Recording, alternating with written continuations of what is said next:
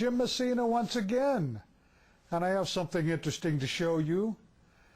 You might wonder about the development of the drum set. Well, these drums behind me play a very big part of that development. You see, back in the early 1900s, the drum set didn't really come to fruition yet. There was a guy to play bass drum, there was a guy assigned to play snare drum, there was a guy assigned to play cymbals. So all these guys had to fit in the pits, or the orchestra pit, and it kind of got crowded, you know, when you've got all the other musicians in there. But drummers were constantly trying to figure out ways that they could play maybe one or two of these instruments. And what happened was, once they developed the bass drum pedal, or early renditions of the bass drum pedal that kind of freed up, you know, one of those guys so that one guy could play with his foot, or then play a snare drum on a chair or whatever. Then they started using other sound effects, and that's what these were considered. These are Chinese tack toms that were just used as an effect. That's what they were considered to be, simply like a whistle, or a train whistle, or any other effect that they used in those days. But when vaudeville came along, the pits got smaller. Drummers had to figure out, how am I going to play this and that all at the same time? So they would started mounting these Chinese toms onto the bass drums, along with the pedal now that exists. So hence that was the beginning of the drum set. So what we've got here are a couple of variations, because they're of course non-tunable, because they're simply made with tacked pigskin heads. They were actually very crude, but they did the job.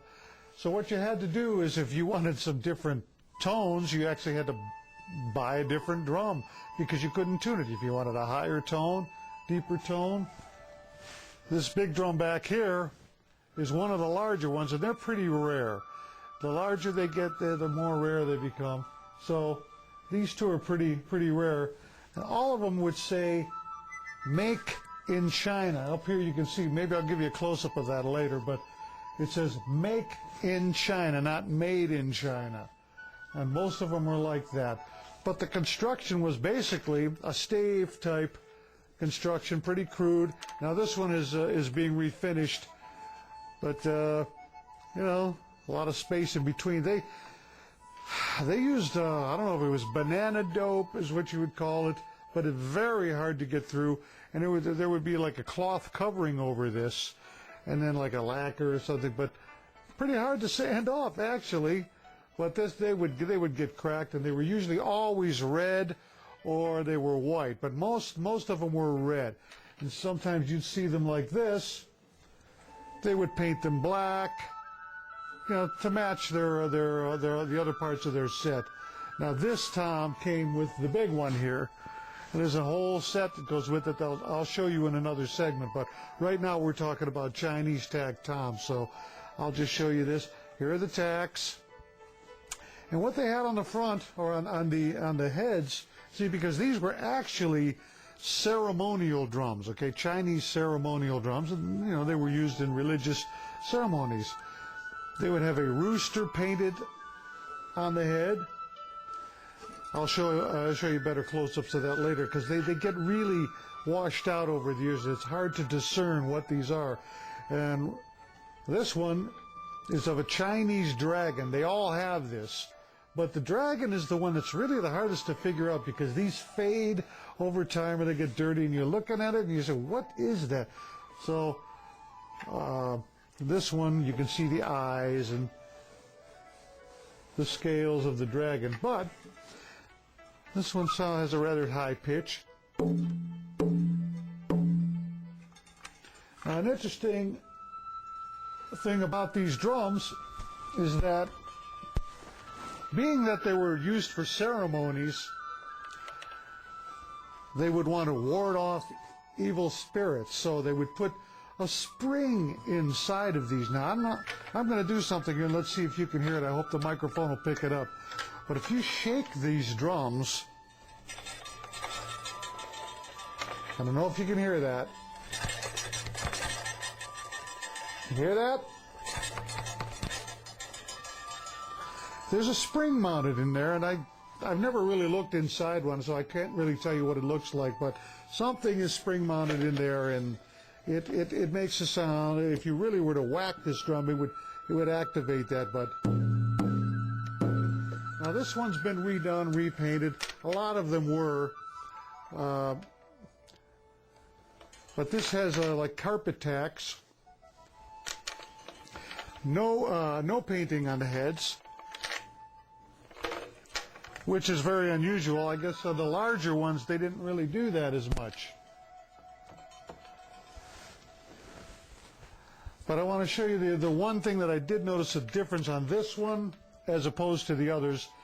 The tacks are much larger, much more rugged.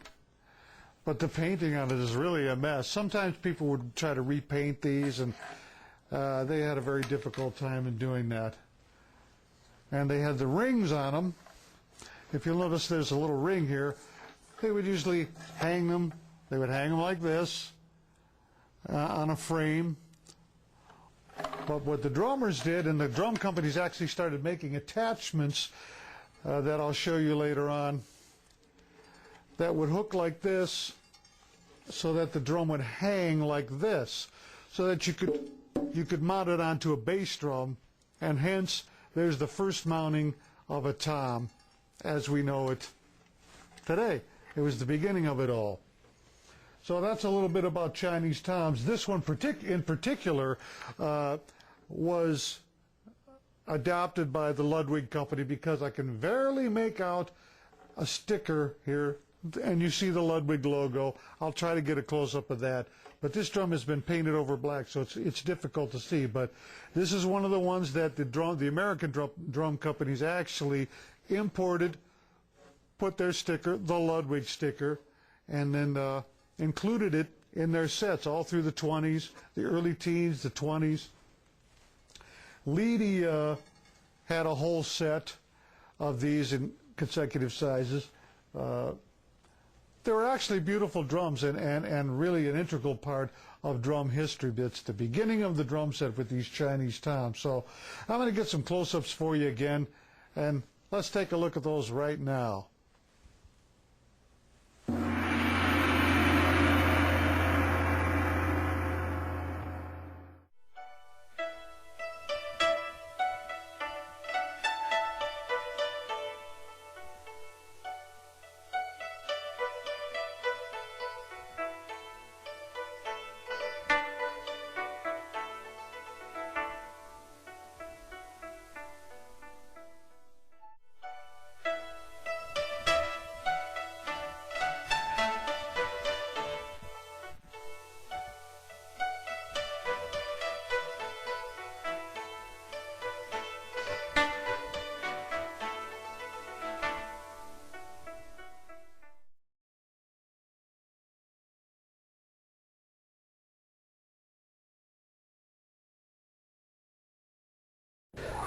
Well, there you have it. In that last shot, you could see the Chinese toms mounted to the bass drum.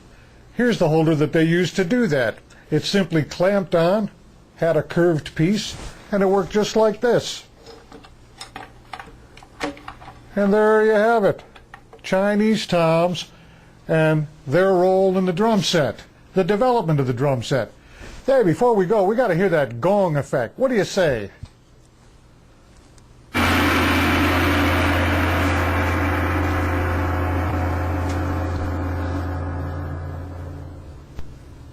Jim, get up.